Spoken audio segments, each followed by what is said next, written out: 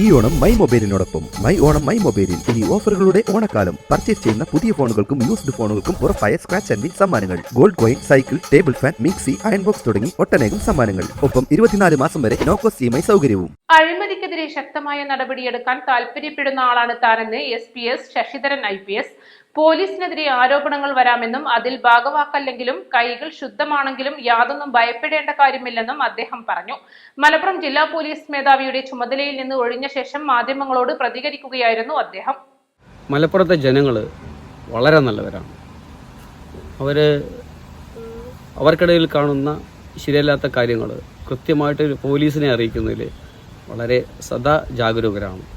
അവരെനിക്ക് തന്ന ഇൻഫർമേഷൻ്റെ അടിസ്ഥാനത്തിലാണ് ഞാൻ പല കാര്യങ്ങളും നടപടി ഉണ്ടായിരുന്നത്, എൻ്റെ പോലീസ് ഉദ്യോഗസ്ഥരെ നടപടി എടുപ്പിച്ചിരുന്നത്.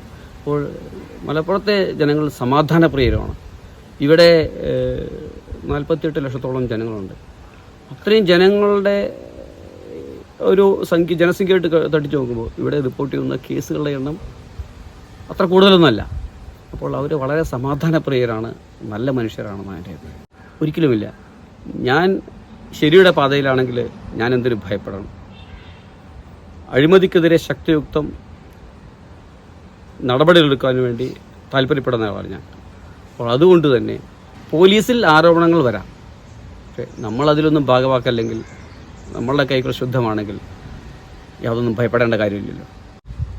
എനിക്ക് കിട്ടിയ ആ മരമുറി കേസിലെ പരാതിയിൽ അപ്പോൾ തന്നെ ഞാൻ നടപടി എടുത്തിട്ടുണ്ട്. ഞാൻ മേലുദ്യോഗസ്ഥനെ അറിയിച്ചിട്ടുണ്ട്. അത് അന്വേഷണം നടന്നു വരികയാണ്.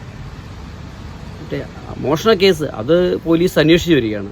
അത് പെട്ടെന്ന് ഒരു കേസ് പിടിച്ചോളണമെന്നല്ലോ. അപ്പോൾ ഇവിടെ അന്വേഷിച്ച് വരുന്നുണ്ട്. തീർച്ചയായിട്ടും അതിലും ഒരു ബ്രേക്കൗട്ട് ഉണ്ടാവുന്നതാണ് എൻ്റെ പ്രതീക്ഷ. ശക്തമായി തുടരും.